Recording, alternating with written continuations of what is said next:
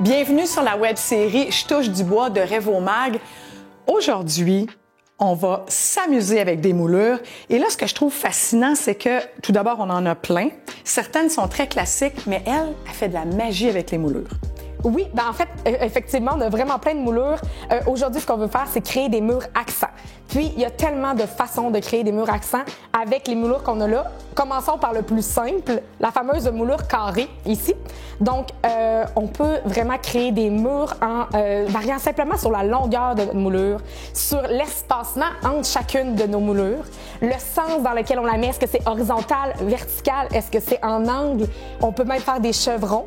Donc, cette simple moulure-là nous permet des solutions infinies pour créer des murs accents. Et là, il y a des moulures qui sont un peu plus travaillées. Il y en a qui ont les bois arrondis. Toi, tu mélanges tout ça, là. Oui, on arrive à faire quelque chose de beau, là. Exactement. Quand on veut quelque chose d'un petit peu plus réfléchi, plus audacieux, puis on veut vraiment puncher avec un mur accent, on peut varier avec moulure carrée, moulure plus arrondie. Donc, j'ai ici le petit quart de rond. Donc, ce qui est intéressant, c'est de l'utiliser avec une moulure droite, puis de venir faire, par exemple, le miroir. Donc, on met le quart de rond, on met la moulure droite, on remet un quart de rond, puis on va créer un pattern comme ça pour créer un motif de papier peint qui va être un peu plus extrudé du mur. Puis on peut l'éclairer, c'est vraiment beau. Le fameux quart de ronde, tu as l'habitude de le voir au sol, on s'entend. Hein? Généralement, si jamais on a mis un revêtement de sol, donc on veut le cacher pour... Là, les plaintes de bonne mur aussi, tu peux les mettre au mur, là. Vraiment. C'est ce qui est le fun, c'est d'utiliser notre créativité pour prendre une moulure qui servait d'origine à autre chose, mais venir comme l'appliquer d'une façon différente. Fait que c'est là qu'on joue justement avec notre fameuse plainte ici, qui est une plainte qui est standard, qu'on va venir mettre dans le bas des murs, qui est droite, mais avec un petit profil biseauté ici. Ce qui est intéressant de ce profil-là biseauté, c'est que en prenant la même plainte, mais en venant créer un miroir, je vais te laisser une partie, on va le faire ensemble, comme ça, on vient comme créer un motif. Donc, c'est plus épais, plus creux. On vient créer un petit triangle avec le biseau. Pourrais-tu en mettre une autre au centre? On pourrait faire ce qu'on a. On peut en mettre une autre au centre. C'est super facile parce que, dans le fond, on prend nos planches qui ont 8 pieds, puis on n'a pas besoin nécessairement, à part de les couper, de les travailler. On fait simplement les empiler, les juxtaposer. Donc, c'est un do-it-yourself à la maison très, très facile à faire.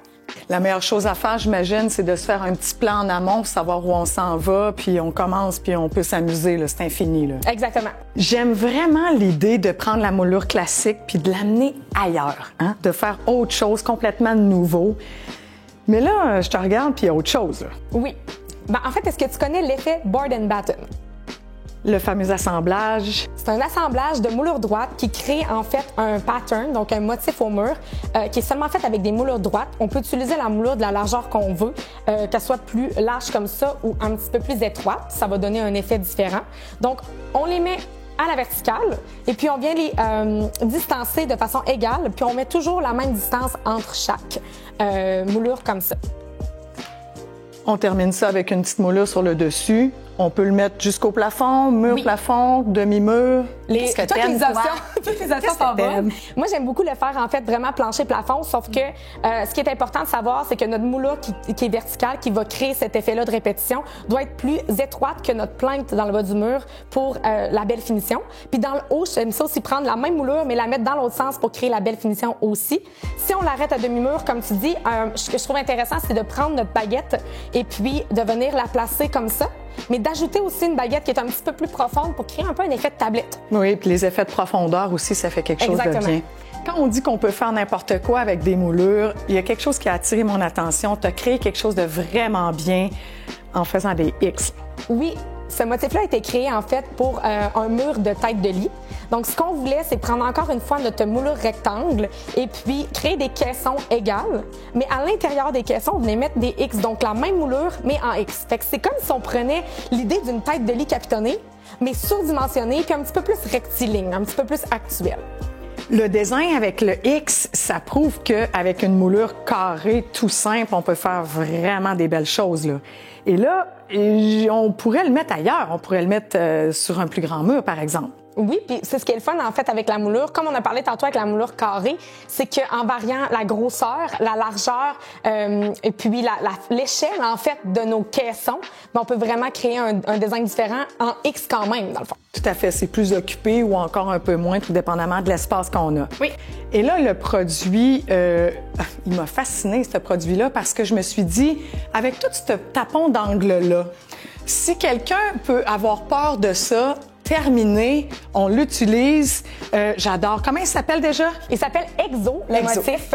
Et puis, c'est effectivement un motif qui a été créé, qui est plus complexe, donc plus dur à faire avec des moulures droites. Mais une fois qu'on l'achète déjà fait comme ça, tellement intéressant à installer pour créer des murs accents. Donc, on peut le mettre à la verticale, on peut le mettre à l'horizontale comme ça. Puis, on peut aussi venir comme faire des angles puis créer un peu des carrés, des pétales aussi. On peut le peindre, là. On peut faire quelque chose, un effet ton sur ton. Oui. En fait, on peint notre mur de gyps à l'arrière, on met le motif à l'avant. Puis, ce que j'aime bien, en fait, c'est quand il est peint en blanc, je trouve qu'il ressemble, qu'il fait un petit peu plus intemporel, traditionnel, qui va faire plus classique. Mais quand on vient le mettre en un mur de couleur, il peut avoir une petite touche un peu rétro puis funky aussi. Beaucoup de caractère avec ça. J'ai remarqué l'espèce de... J'ai envie de dire que c'est une fleur. Est-ce que je me... c'est comme... Je ne me trompe pas, c'est vraiment le motif de fleur murale qu'on a voulu créer en 4 pièces, en fait. Donc, c'est comme 4 pétales, en fait. Donc, on peut l'installer au mur, on peut l'installer au plafond. Sur des plafonds, c'est magnifique. J'imagine, ça doit être fou. OK. Ça donne un peu un effet encore dentelle, ça donne un effet plus féminin. Je trouve ça intéressant de venir comme l'encadrer quand on le met au plafond, par exemple, avec une moulure qui va venir comme cintrer le motif. Puis, je trouve qu'il est intéressant aussi si on veut mettre une rosace au centre pour venir ancrer notre luminaire. Donc, ça fait un plafond architectural qui est bien réfléchi et travaillé. L'idée avec les murs accents, en fait, c'est de laisser aller votre créativité. Vous pouvez mélanger les motifs. On a vu le board and batten pour être mis dans un bas de mur, par exemple, puis la fleur murale dans le haut, toutes peintes de la même couleur. C'est magnifique.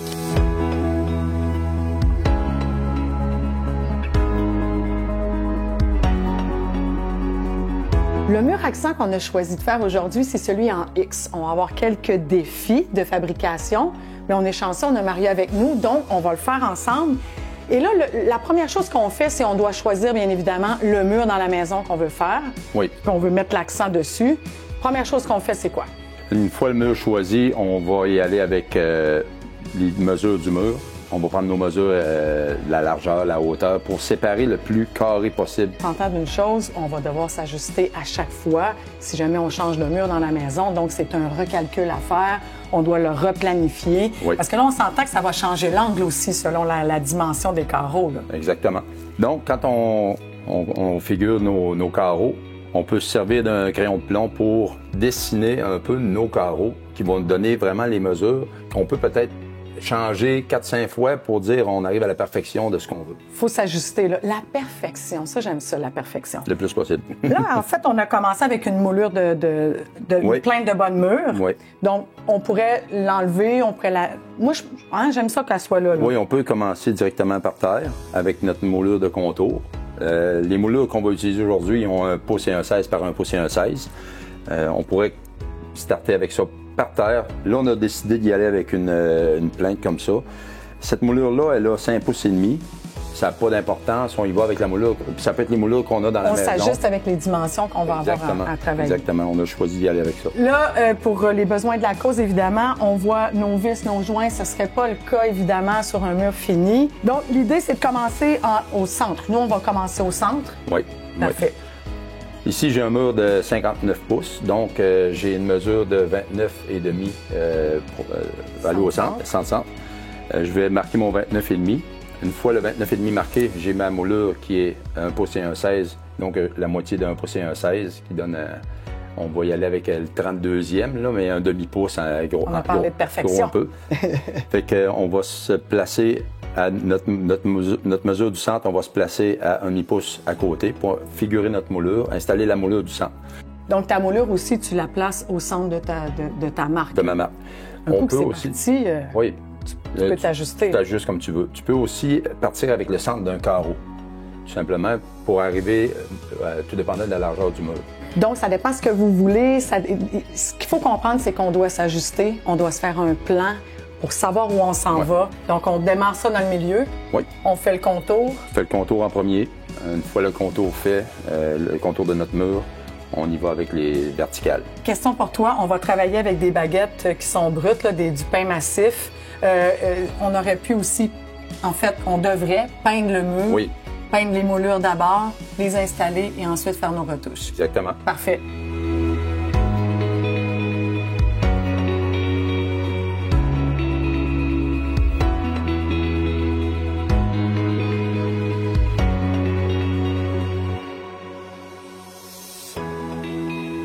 L'idée, c'est que ce soit le plus droit possible et à l'écart, bien évidemment. Donc, on n'a jamais un mur très, très droit. Le but, c'est de prendre des mesures, des repères le plus possible, qu'on peut en prendre en bas, au centre puis en haut. Oui, des fois que notre baguette aurait elle serait gauchée un peu. Tout à fait. Ça aussi, C'est ça possible peut... de la remettre droite. On peut y aller avec un niveau laser si on le possède. Sinon, on peut se tirer une ligne. C'est sûr que la ligne, si le mur fait peinturer, c'est plus tannant des fois à faire partir. Mais il y a plein de façons de faire. Finalement, tu trouves ta façon à toi. OK. Nous, on s'est fait des petits repères, un en haut, en bas. Puis j'en ai mis au centre aussi. Merveilleux. Donc, on installe notre baguette.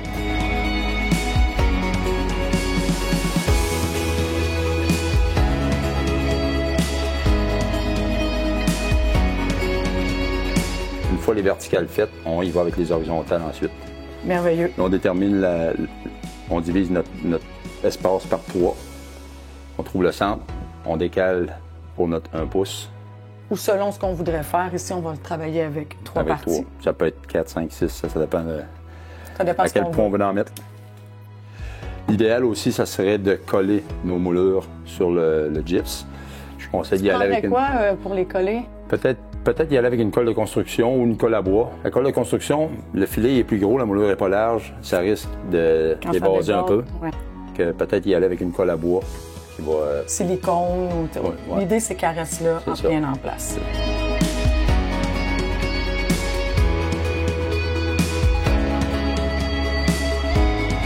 Le contour est fait.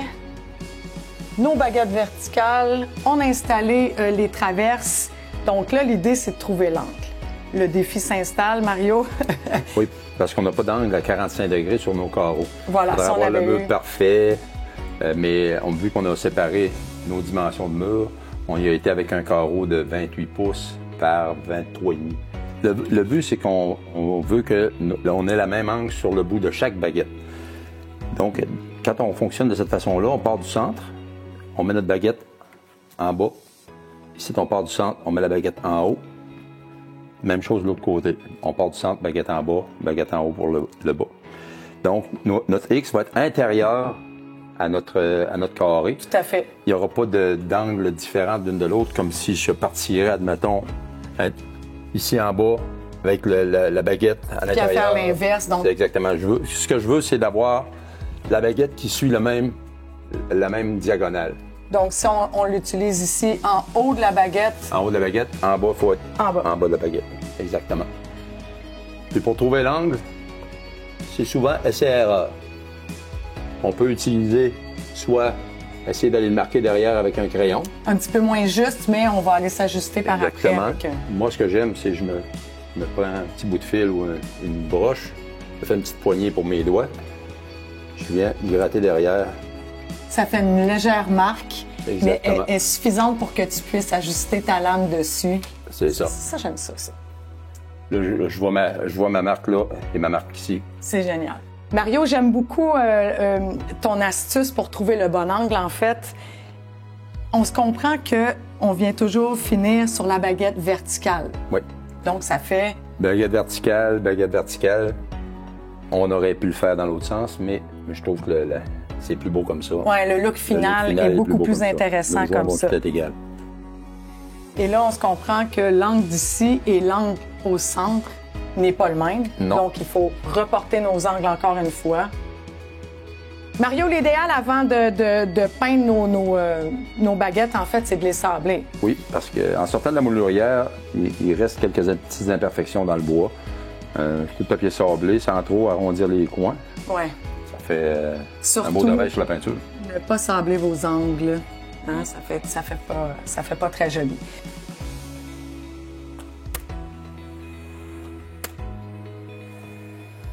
C'est C'est mieux de ne pas clouer le centre, garder une petite manœuvre On ne doit pas trop pousser pour ne pas éloigner notre moulure. On ne veut là. pas la forcer, là, parce que là, on va changer nos angles. Exact. Parfait.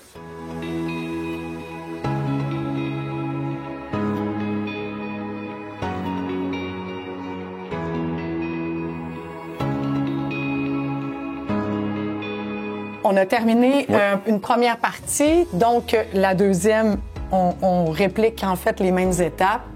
Il faut se réajuster, il faut se remesurer, il faut encore vérifier tous nos angles. Oui. Si jamais, Mario, on avait voulu faire l'autre mur, un autre mur à côté. C'est faisable, on peut partir de la même baguette. On essaie de garder un peu la même grandeur de carreau, plus joli, s'en rapprocher le plus possible, tout dépendant de la dimension qu'on veut faire, pour avoir quelque chose de, quand même, une continuité, quelque chose qui s'égalise un peu. On pourrait avoir une fenêtre, on pourrait avoir une porte. Donc, l'idée, c'est que ça soit esthétique autour de ça. Oui. On utilise nos moulures, on fait le tour. Même chose pour une prise de courant. L'idéal, c'est que nos prises arrivent dans des espaces. Ben oui. Pas de moulure, mais si jamais ça arrive à croiser une moulure, on peut y aller avec... on vient notre petite baguette autour de la prise, on se laisse une clairance, puis on va mourir dedans. On vient comme, en fait, l'encadrer pour que ça soit plus joli avec les moulures. Ouais. Est-ce qu'on pourrait aussi couper au 45 pour venir mourir dedans? On l'adoucit, en fait. C'est ça. Ce qui est important de retenir, c'est que même avec une petite moulure classique, on peut faire quelque chose d'extraordinaire. Ou encore, on est chanceux parce qu'Interbois a pensé à nous et on peut utiliser les produits qu'ils ont déjà fait. www.interbois.ca. Il y a même le fil Instagram. Vous pouvez aller vous inspirer. C'est abordable. Ça vient d'ici. Donc, amusez-vous avec vos moulures en faisant des murs accents.